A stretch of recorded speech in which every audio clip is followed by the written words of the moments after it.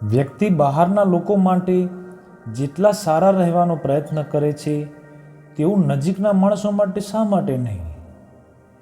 મિત્રો, માણસ એક અટપટું સામાજિક પ્રાણી છે.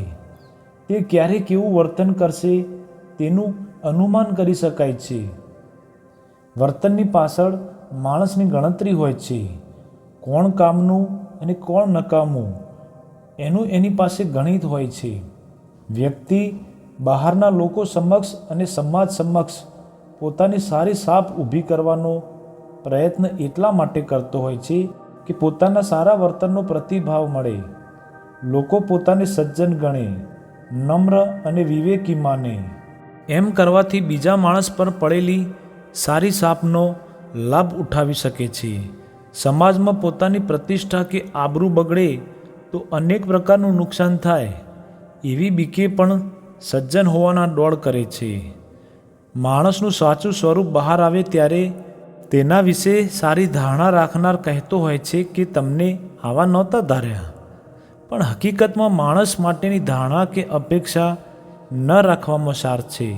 નદી સાગરમાં ન ભળે ત્યાં સુધી મીઠા જળની હોઈ શકે, પણ સાગરમાં ભળતા તે સાગરના ખારા જળનો ભાગ બની ખારી બની જાય છે અને બદનામ થાય છે સાગર.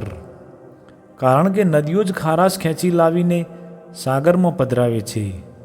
બહારના લોકો પ્રત્યે સારે રહેવાની વાહવાહી, શાબાશી, પ્રશંસા, માન સન્માન મળતા હોય છે.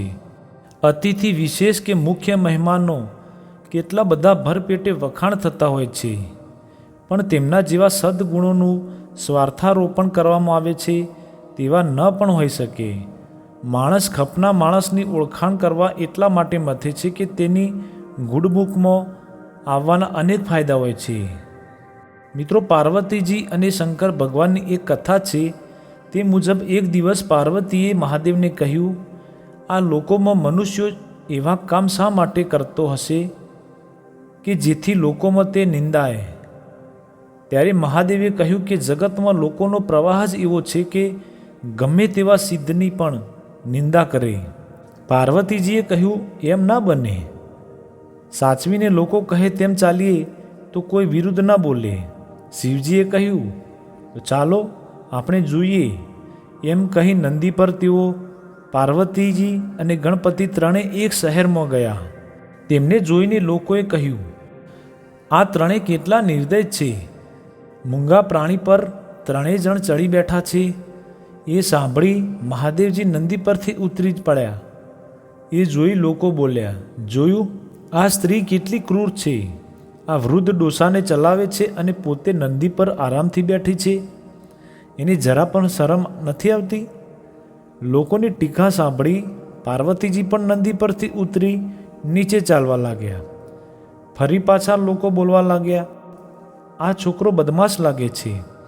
નહીં તો મા બાપ પગે ચાલે અને પોતે નંદી પર બેસે. ખરેખર કળિયુગ આવ્યો છે. એ પછી ગણપતિ પર નીચે ઉતરી ગયા અને ત્રણેય જણ ચાલવાનું પસંદ કર્યું. વળી પાછા કટાક્ષના બાણ, આ વાહન શા માટે રાખ્યું છે? કેટલા મૂર્ખ છે આ લોકો, સત્યવાહને પગે ચાલે છે. આ સાંભળી મહાદેવજી એકલા ફરીવાર નંદી પર બેઠા. ત્યારે પણ લોકો કહેવા માંડ્યા, આ ડોસાને કેટલા વર્ષ જીવવું હશે. આ બિચારી સ્ત્રી અને છોકરો ચાલે છે અને પોતે નંદી પર મહાલે છે. મહાદેવજી પાર્વતીની સામે જોઈને હસ્યા. પાર્વતીજીએ કહ્યું, તમે કહો છો તેમ જ છે. આ દુનિયા જીતાય તેમ નથી.